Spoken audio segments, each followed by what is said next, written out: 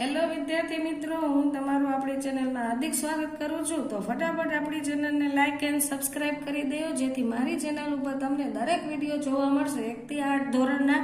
તો ફટાફટ આપણે આજે ધોરણ 6 માટે સંસ્કૃતના વિડીયો લાવી રહ્યા છીએ। તો ફટાફટ એ પણ આઈડિયલ સ્વાપોથીના, તો તમારા ફ્રેન્ડને પણ શેર કરો આપણી ચેનલ, જેથી દરેક વિડીયો હું નાખું તે ભેગા એ લોકોને જોવા મળે। તો પહેલો છે એમાં વંદના નામ છે સંસ્કૃતમાં, તો આપણે એના વિકલ્પનો સોલ્યુશન કરશું। પહેલું છે સર્વે પ્રાણીઓમાં વિદ્યારૂપે કઈ દેવીનો નિવાસ છે? તો કે સરસ્વતી। દેવી સરસ્વતી બધા પ્રાણીઓમાં કયા સ્વરૂપે રહેલી છે? તો કે વિદ્યારૂપે। ભૂતેશુ શબ્દનો અર્થ શું થાય છે?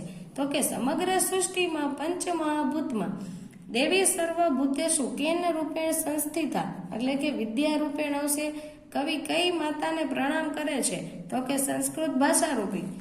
કવિ ક્યારે સંસ્કૃતનું ધ્યાન ધરે છે? તો કે સદા। અહમ સમ્યકમ કી ધ્યાયામી, તો કે સંસ્કૃતમ। શુભમ કરોતુ શ્લોકમાં કવિ કોને સંબોધે છે? તો કે દીવાની જ્યોતને। શુભ કલ્યાણ કોણ કરે છે? તો કે દીવાની જ્યોત। આરોગ્ય માટે કવિ કોને પ્રાર્થે છે? તો કે દીવાની જ્યોતને। કવિ દીપ જ્યોતિ કિમર્થમ નમંતી, તો કે શત્રુ બુદ્ધિ વિનાશાય। ખાલી જગ્યા તે નમઃ અસ્તુ, તો કે દીપ જ્યોતિ પછી છે શ્રી કૃષ્ણ કોને બોલતો કરે છે? તો કે બોલી ન શકનાને, એટલે કે મૂંગાને। પછી છે ભગવાનની કૃપાથી પાંગડો શું કરી શકે છે? તો કે પહાડ ચડી શકે છે। કસ્ય કૃપયા મુકમ વાચાલામ કરોતી, તો કે માધવસ્ય। પછી છે કસ્ય કૃપયા પગુગીરી લગાયતે, તો કે માધવસ્ય। મુકમ એટલે તો કે મૂંગો। પછી છે ખાલી જગ્યા પૂરો, તો કે નમઃ ખાલી જગ્યા, તો કે તસ્ય કે તસ્ય, તો તસ્ય। ખાલી જગ્યા દેવી સર્વભૂતેષુ વિદ્યા રૂપેણ સંસ્થિતા, એટલે કે યા। અહમ સંસ્કૃત માતરમ ખાલી જગ્યા વંદે કે વંદામહે, તો કે વંદે। અહમ ખાલી જગ્યા સંસ્કૃતમ પઠામી, તો નિત્યમ આવશે ચાર્યુ। ખાલી જગ્યા સદા સંસ્કૃતમ વદામી, તો અહમ ખાલી જગ્યા કરોતુ કલ્યાણમ શુભમ। ખાલી જગ્યા દીપ જ્યોતિ નમસ્તુતે, તો કે શત્રુ બુદ્ધિ વિનાશાય। મુકમ ખાલી જગ્યા વાચાલામ, તો કે કરોતી। ખાલી જગ્યા લગાયતે ગીરીમ, તો પગુ। પછી છે ખરા ખોટા। કવિ વિદ્યારૂપે રહેલી દેવીને નમસ્કાર કરે છે, તો કે સાચું।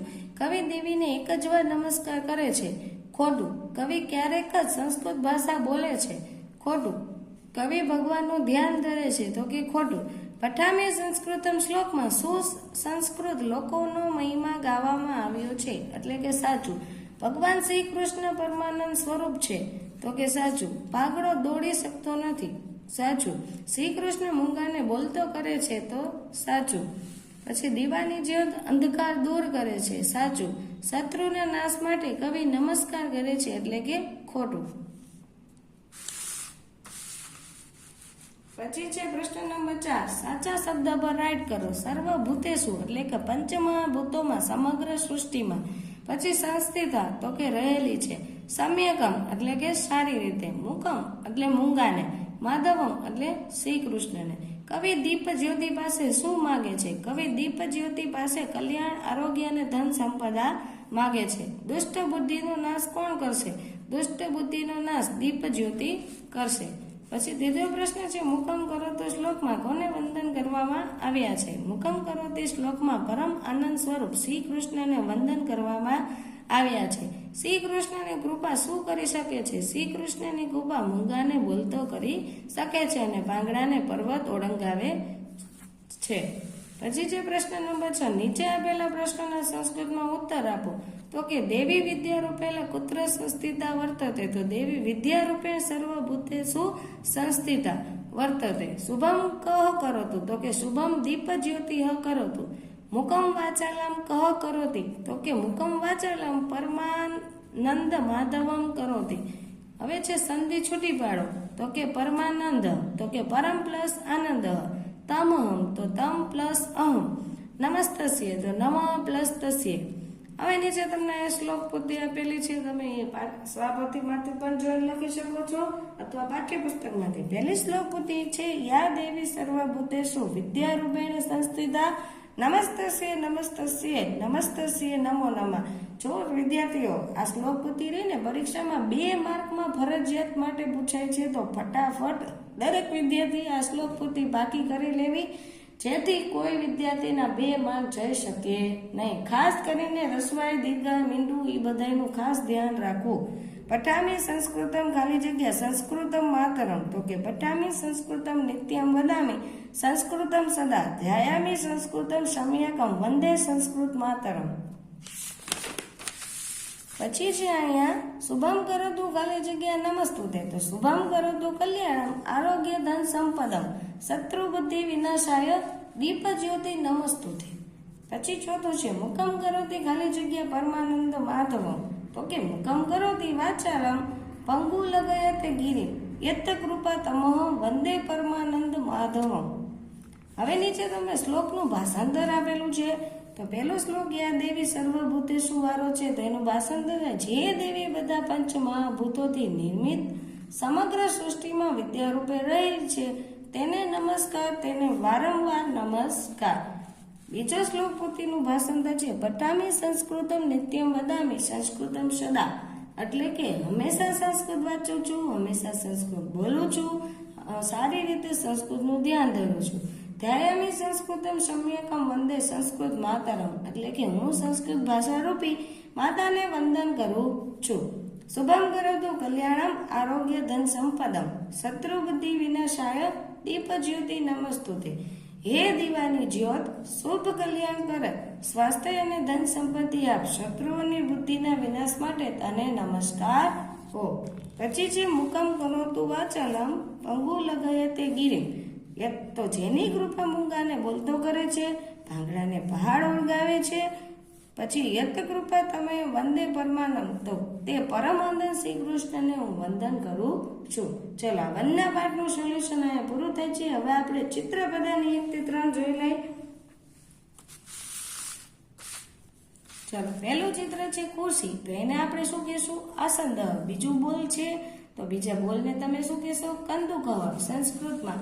પછી થેલાને શું કહેશો? સ્યુત. ગ્લાસને શું કહેશો તમે? તો કે ચષક.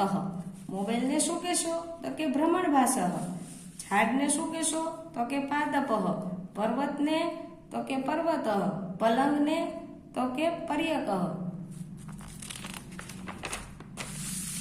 પછી છે 9મું વાનરને શું કહેશો તમે? તો કે મરકટ.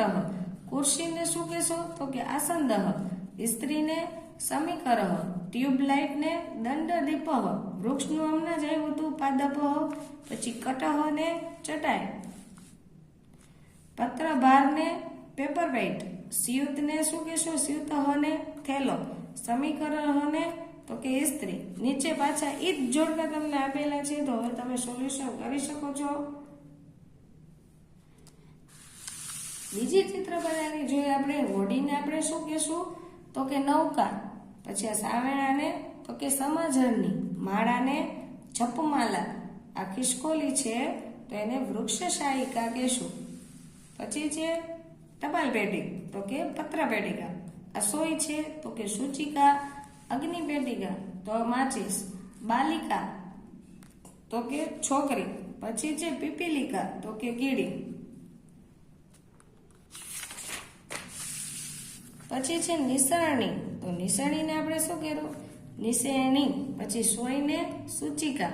સાવરણીને શું કહેશું? તો કે સમાજની. પંચમસીનને શું કહેશું? તો કે રંધ્રિકા. માપિકા શબ્દનો ગુજરાતી અર્થ આપવાનો છે તો કે ફૂટપટી. રંધ્રિકાને શું કહેશું? પંચમસીન. હજી હમણાં જેવું હતું ગુજરાતી હતું, આપણે એને સંસ્કૃતમાં કર્યું હતું. હવે આ કુચિકા. કુચિકાને શું કહેશું? ચાવી. તો નીચે એના પાછા ફરીથી જોડતા આપેલા છે. હવે ચિત્ર બધાની 3 જોઈ. પહેલું ચિત્ર છે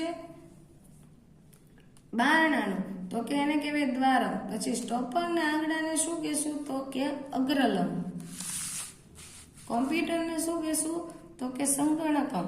ઘરને શું કહેશો? તો કે ગૃહમ. છત્રીને છત્રમ. પુસ્તકને પુસ્તકમ. પંખાને વ્યંજનમ. હવે એની નીચે છે સાબુનું ચિત્ર છે, એને કહેવાશે ફેનકમ. પછી બારીને શું કહેવાશે? વાતાયનમ. ચશ્માને શું કહેવાશે? ઉપનેત્રમ. સાબુને શું કહેવાશે?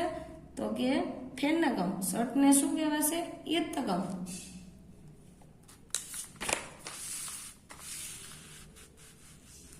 પછી છે પર્ણ, તો કે એને શું કહેશું આપણે?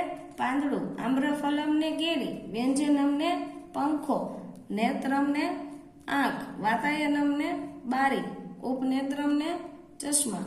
પાછા એના જોડકા આપેલા છે અને સાચા શબ્દનો અર્થ નીચે રાઈટ કરવા છે. ચલો આ વિડીયોને આપણે વિરામ આપશું. તો આ વિડીયોમાં આપણે વંદના અને ચિત્ર બધાની જોઈ છે. આગળ નેક્સ્ટ વિડીયોમાં આપણે પાર્ટ 2 થી જોશું. તો ફટાફટ આપણી ચેનલને લાઇક એન્ડ સબસ્ક્રાઇબ કરી નાખો જેથી દરેક વિડીયો જોવા મળે મારા. અને આગળ આપણે બીજા પાર્ટથી સોલ્યુશન સ્ટાર્ટ કરશું.